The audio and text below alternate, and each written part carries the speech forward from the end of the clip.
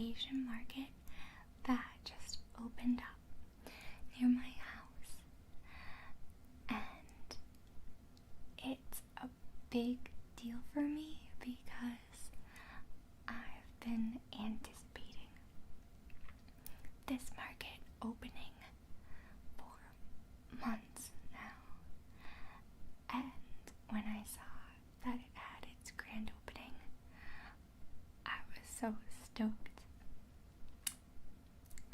because I know that it was going to have all these different exotic fruits and vegetables and Asian noodles and different sauces that you just can't get at a regular grocery store. Well, not at the one that I go to anyway.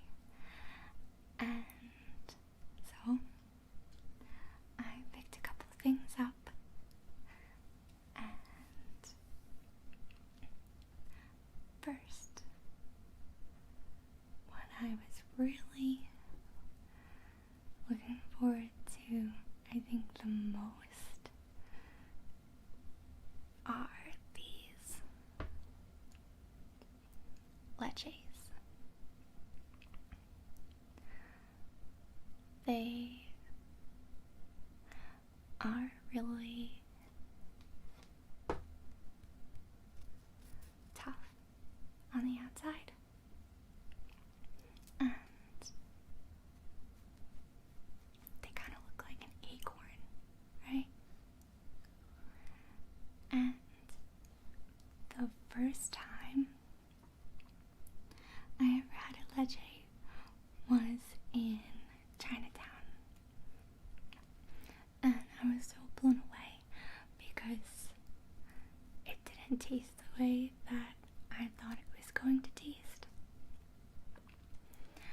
I think they kind of taste like a mix between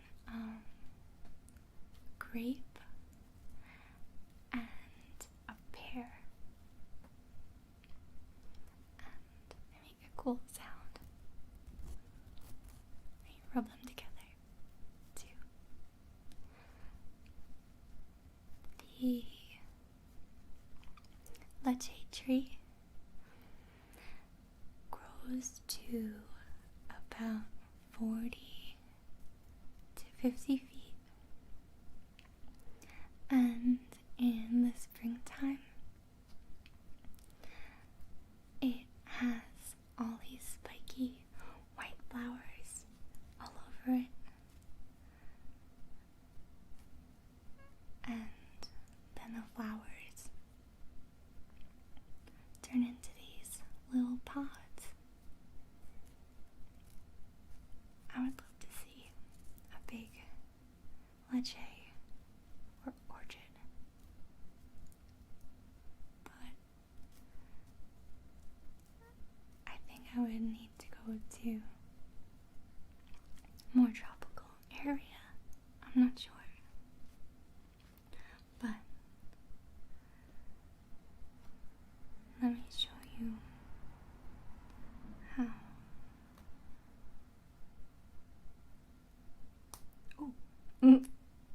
To open one, it's pretty heavy. So you just peel back the hard skin, and you can't eat the skin, I don't think. I don't think you'd want to. So you peel it back, and on the inside, they call it the flesh of the leche. It kind of looks like a little onion, right? How it's like shiny. Let's go up to the light.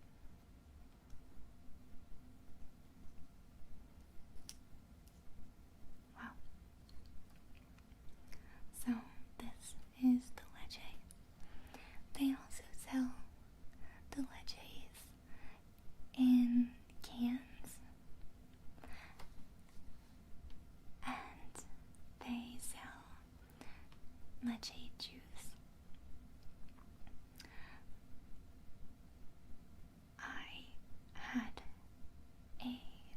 leche martini once when my friend was visiting. We went to this bar in the Lower East Side where at happy hour they have $5 leche martinis, and it was so good. I think it might be my favorite martini. That, and I like French vanilla martinis too. It's a tough toss-up, but since the leches taste so much like a pear, I think the leche martinis would taste really good with pear vodka instead of plain vodka. So if I make it at home, that's what I would put in it, because it's just made with vodka, leche juice, and a splash of vermouth, and then you garnish it with a leche. But the seed needs to be taken out first so that you could just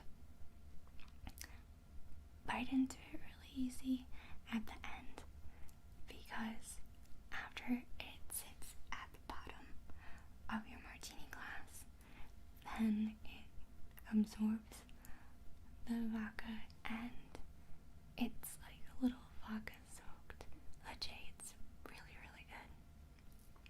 So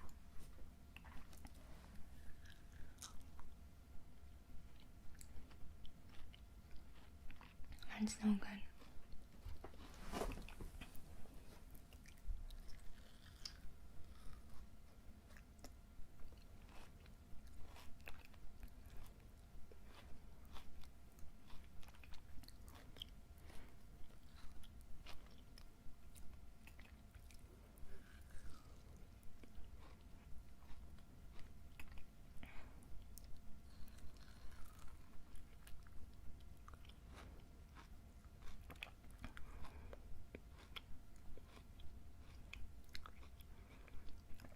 I'm so happy. These are so hard to find. Okay, I'm just gonna put that to the side. And I also have these cherries, which are not an exotic or hard to find fruit, but they had a really good sale, and cherries are just so good for you. They have all sorts of antioxidants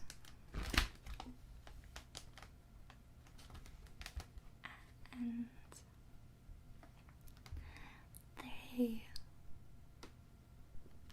have melatonin in them. So if you ever have trouble sleeping, you can eat a cup of cherries and they will help you sleep. They also have pain relieving qualities too, which is good for people that have arthritis or any kind of inflammatory problem. And I think it's like 2 tablespoons of cherry juice is equal to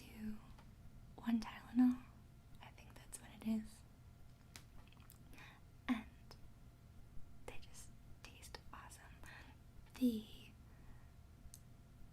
darker the cherry, then the more antioxidants it has in it too.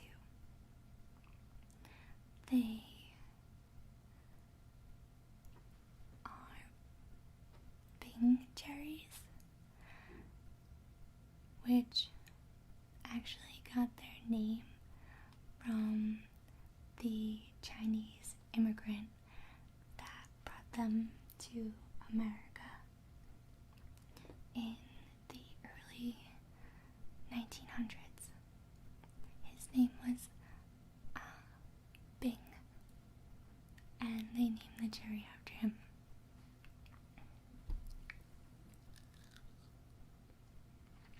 So good.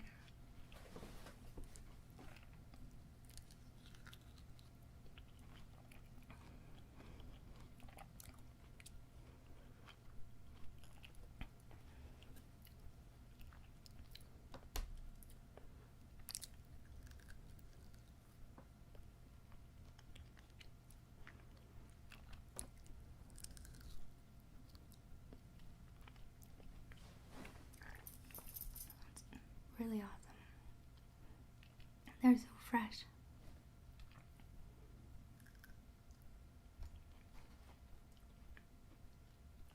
I can eat so many cherries.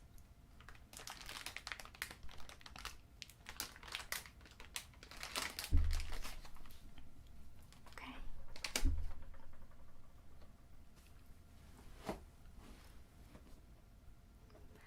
Another thing that I really love, but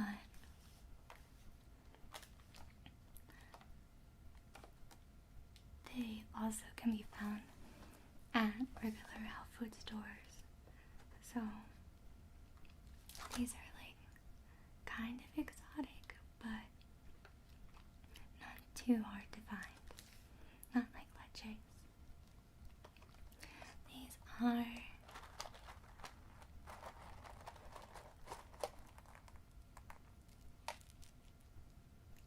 goji berries. I just discovered goji berries this year. They are really good to put into cereal. That's usually how I eat them. Or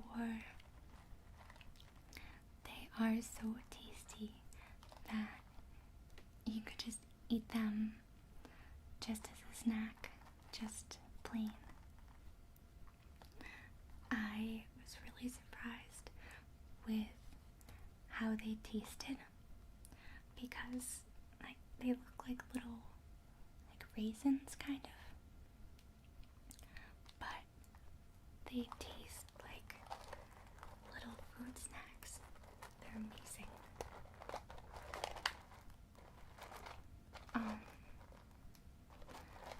These goji berries are dried. I've never seen a non-dried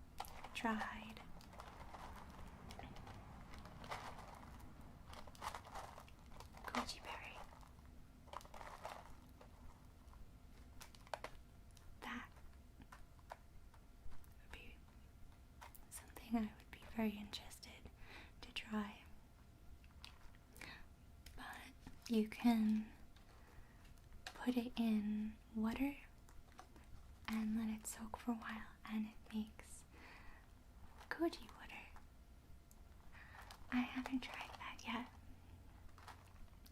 but that sounds really good. They are actually the #1 vitamin and mineral enriched food, like condensed, like for how small they are in the whole planet.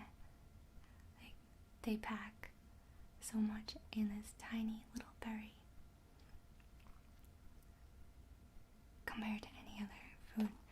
So they are one of the superfoods, and they're just so good. You can take them like on road trips, add them to like a trail mix, and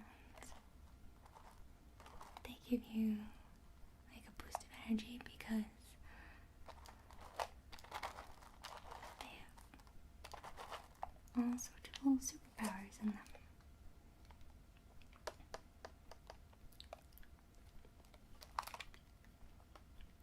So awesome.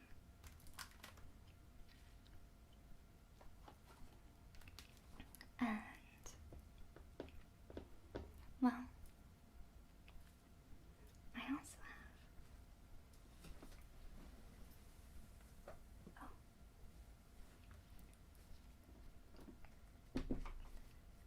this gigantic watermelon.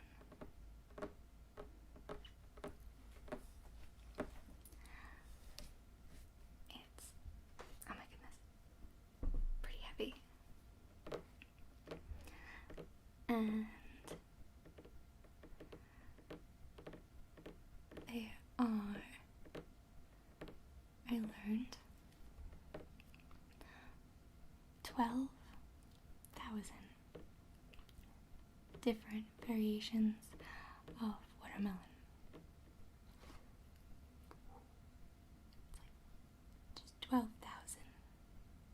No, 1,200. I said 12,000. I meant 1,200. Which is still really a lot. I think I saw some at the market today, but I didn't know what they were. They were, like, very, like, oblong looking. It looked like a watermelon, but it was, like, very oval. And then some were yellow, and some were orange. I think I'm gonna try some of them next time, because I've only had either a big watermelon or a small watermelon. I didn't know that there was so many different kinds. And I pulled out of storage this drawing I made when I was about 17, I think 16 or 17. It was a art class project. I don't think there was an assignment involved, just to use this piece of paper, and it's like really good thick paper, and it was drawn with a inkwell and a quill, which was a little challenging, and I don't know what inspired this scene.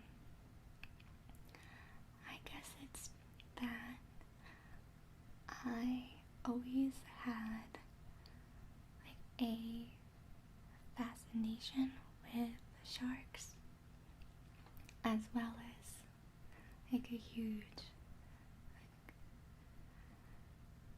intimidation of them. But I always loved watching Shark Week and reading books on different kinds of sharks. And I always thought that the little guys that ride on top of the sharks were really cute. they kind of have an agreement with the shark that they will keep them clean if they are allowed to eat some of the leftovers that the shark has. So I always thought those little guys were neat. And I guess I made watermelons on the bottom of the ocean. And then a shark took a bite out of one of the watermelons. In a way to kind of make the shark more or less intimidating to imagine that he just eats watermelons like he's a vegetarian shark. I think that's what it is, and also how watermelons grow on hills, and at the bottom of the ocean there's little hills.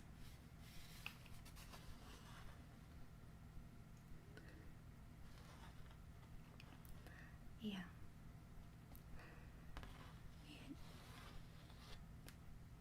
It was fun, but I don't remember the whole story to it. I can only assume.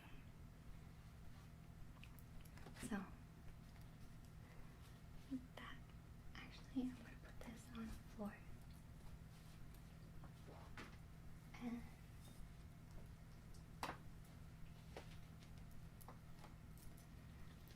this, I didn't get this at the grocery store today, but I thought it kind of went with the theme of this. This is my avocado tree planter. I sprouted 2 avocado seeds. You can see. They look like Seymour from Little Shop of Horrors. And that's what happens when the seed germinates. It like cracks open and the stem starts to come out like a little tongue. And on here I have to be very careful because there's a little leaf bug that has been camping out on it for like a week. He's so good at hiding that I keep thinking that he's gone, but then I get really scared because he appears out of nowhere while I'm touching the plant, and he looks just, if I showed you, you wouldn't even know where he is because he looks exactly like the leaf. He's right there. On it, he's the same exact color. His name is, I gotta be careful not to touch him. His name is Archimedes, and he's really cool. So I let him stay in the house.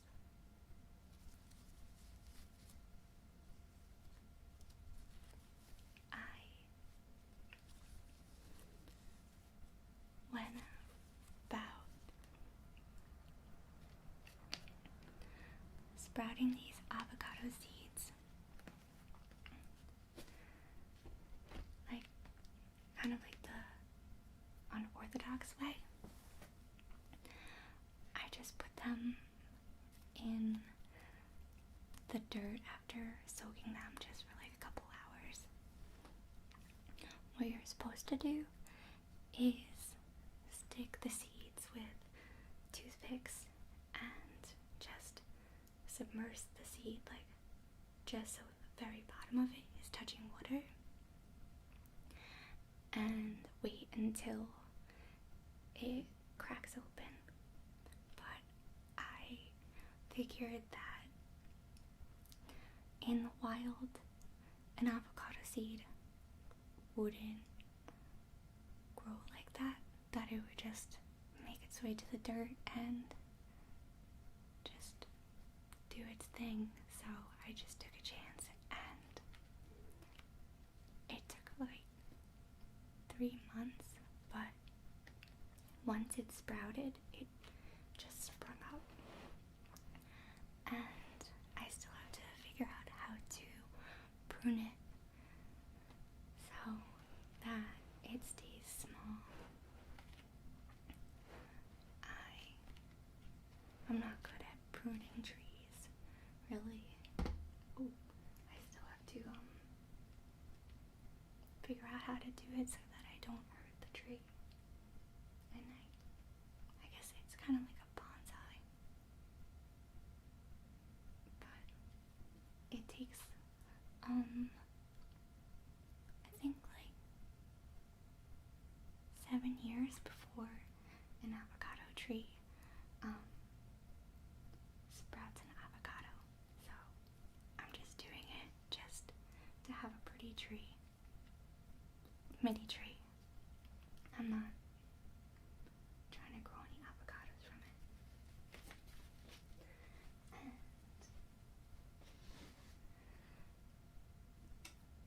I think I'm going to cut open this watermelon for you. Ooh, it's so heavy.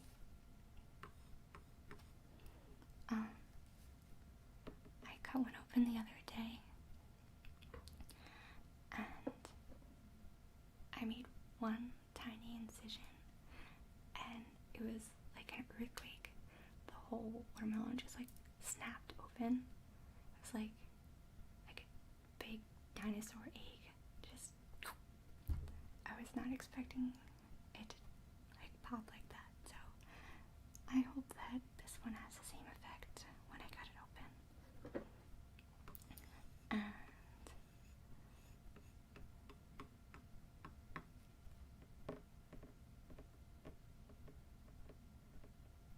if it's too loud of a pop, then I might need to edit it out.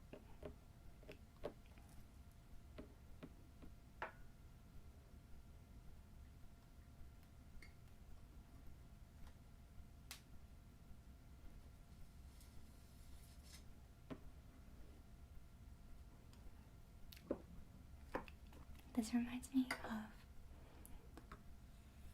that movie Return to Oz, where she gets a jack-o'-lantern and she brushes the pumpkin with a comb. If you've never seen the movie Return to Oz, I highly recommend it because it's just so imaginative, and it's a movie that was made for little kids. Disney made it. It was in the late 80s that they made it, and it was made for families. It was in the family category of movies, but it's so intense and kind of disturbing at some points that they changed it to be a horror movie a couple years ago. The villain in it is Princess Mombi, And the only time I've ever seen this actress was in the movie Willow, where she's the sorceress. So, those two roles are so scary and so cool because it's the same woman. And Dorothy in the movie is played by Bruce Bulk. She was like 8 or 10 years old in it. And it's just such a sick movie. I always thought that when it came out that it was a story that Disney made to embellish on what happened after The Wizard of Oz, the first movie. So I was always really confused to why Disney just made this outrageous sequel to it. But a couple of years ago, I found on my Kindle on my phone that the Wizard of Oz series, the books, are 15 different books. And the Wizard of Oz movie, the first one, with Judy Garland, is based on the first 2 books. And Return to Oz with Rosa Bulk was based on the 3rd book in the series. And so that explains why it was just so different than what you would expect the Wizard of Oz sequel to be, because it's like based on this whole odyssey of this huge country of Oz, that there's all different towns with this incredible and bizarre characters in it. And in the beginning of the book, there's this map that shows the whole layout, and it's just so complex. It's kind of like the show Adventure Time, when he travels to different towns and there's like the candy people and just random wizards running around and all crazy little characters. I think that Adventure Time was inspired by the Wizard of Oz series,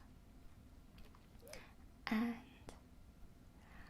I got really excited when I heard they were making a new Wizard of Oz movie, but then I got really disappointed when I found out that it wasn't based on any of the books.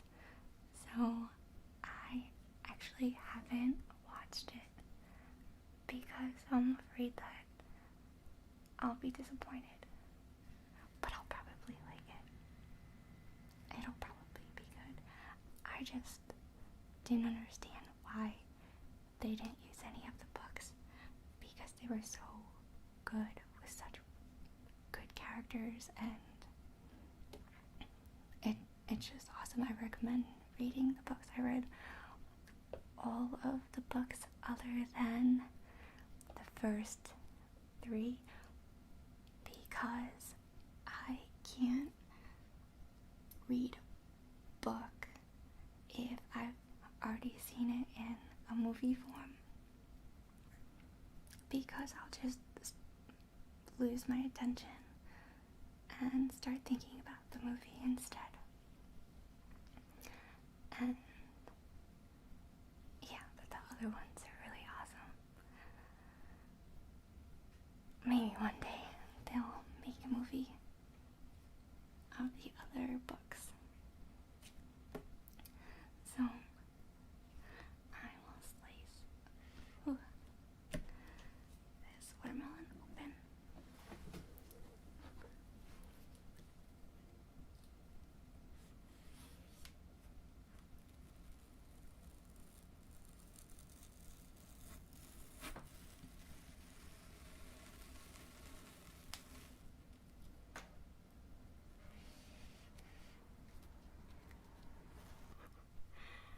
That's probably too loud.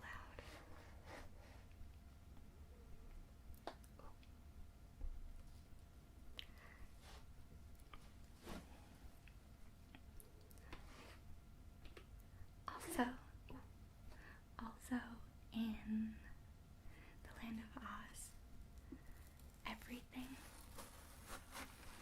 grows from plants.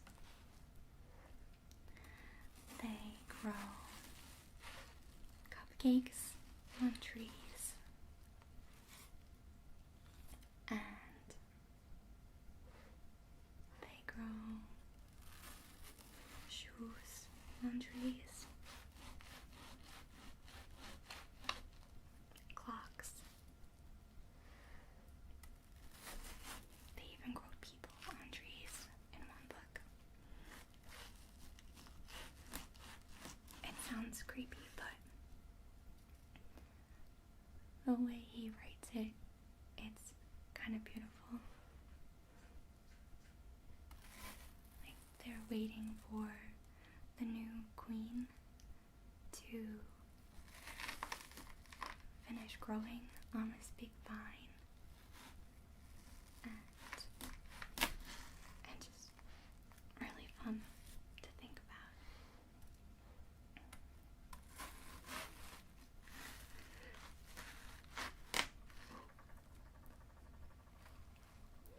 I think, if not my favorite, but one of my favorite characters in the book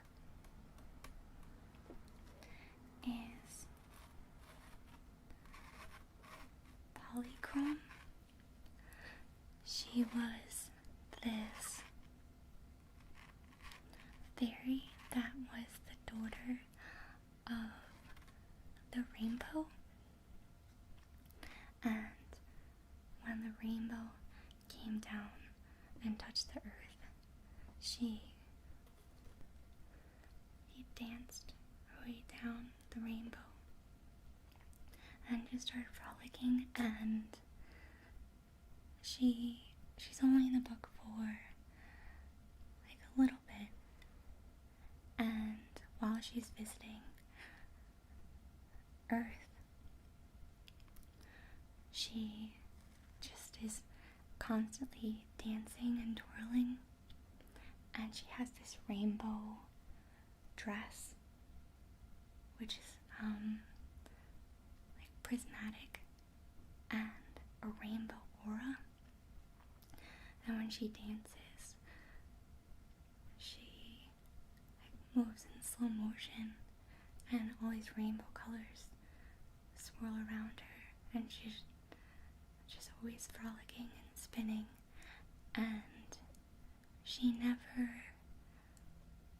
gets scared or upset even when they're in trouble. She always just laughs at everything because she knows that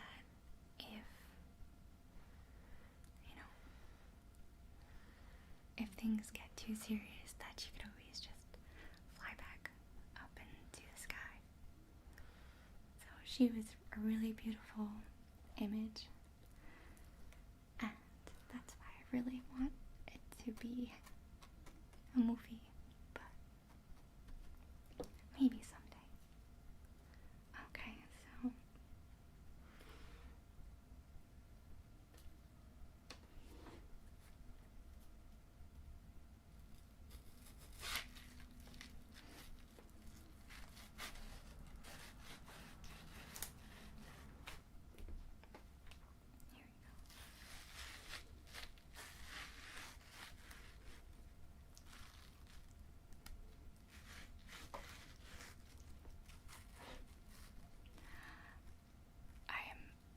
not the best watermelon cutter, and it's also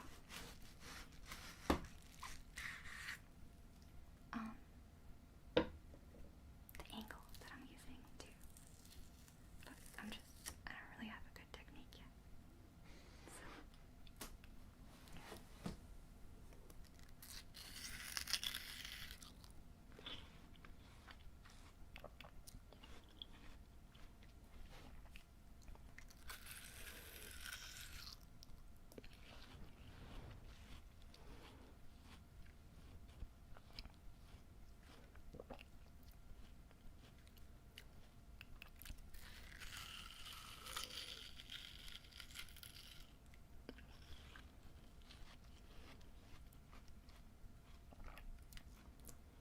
It's so refreshing and juicy. I love the color that watermelon is because red and green are complementary colors to each other on the color wheel. So it's just a gorgeous fruit.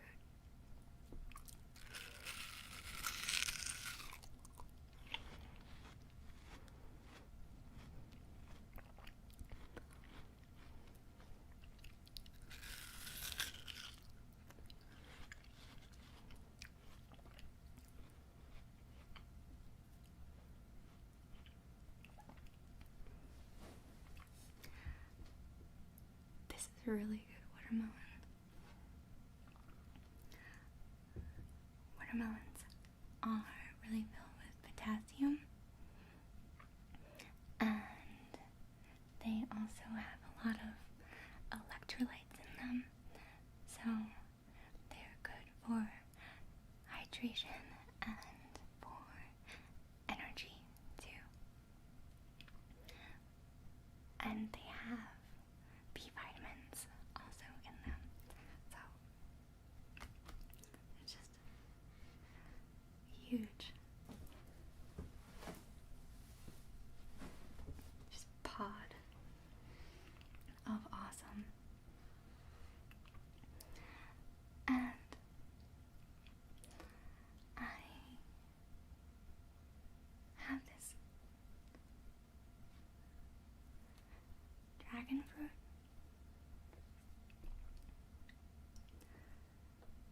Let me move this over here.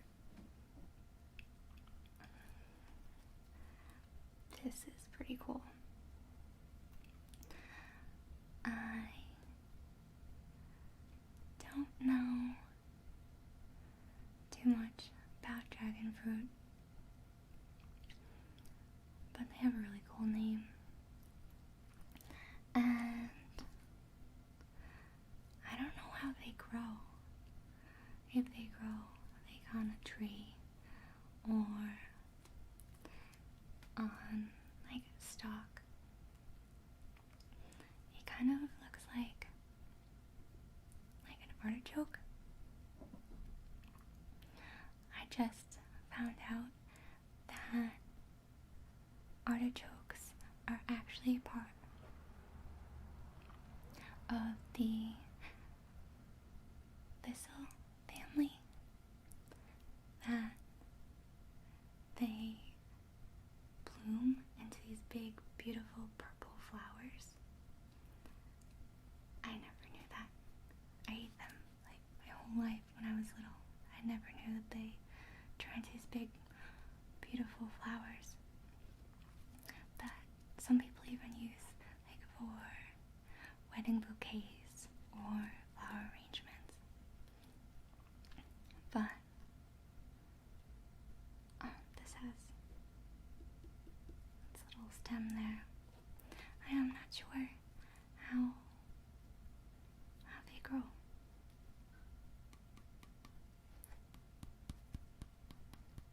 It has a really tough skin. And a really, really pretty pink color. Okay. Let's cut it open.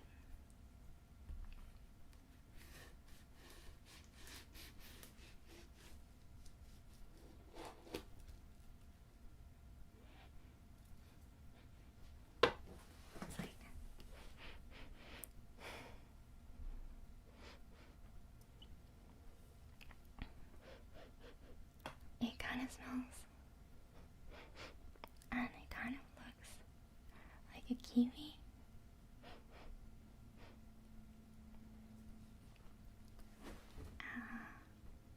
I'm not sure how to eat it, I guess.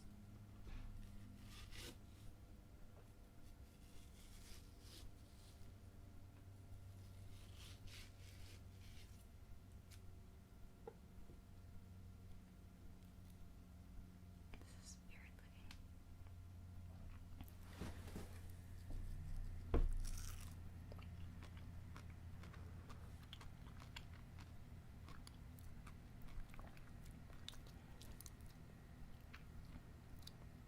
I'm not sure what it tastes similar to.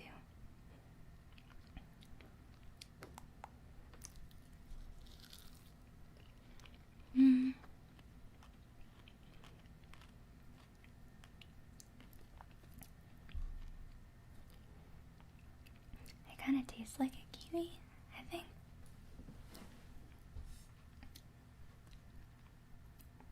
It kind of has a sweet aftertaste. It's very like a mild fruit. That's cool. I've always wanted to try one of those. I think that's it for my fruit sharing today. I kind of always had a fascination with how fruit and vegetables grow. I just think it's really interesting to see how they are in their original form. Like a cashew actually grows in this little like apple kind of. It's like I think it's called a tamarind. I'm not sure if that's right. But yeah, these little cashews just all grow together. It's like a seed inside this apple. So I've always been like investigating how everything grows naturally. And if you're interested in fruit and how it originated and like the history of it, how it came to your grocery store, I would recommend watching the movie Fruit Hunters. It's on Netflix and it's a really well produced documentary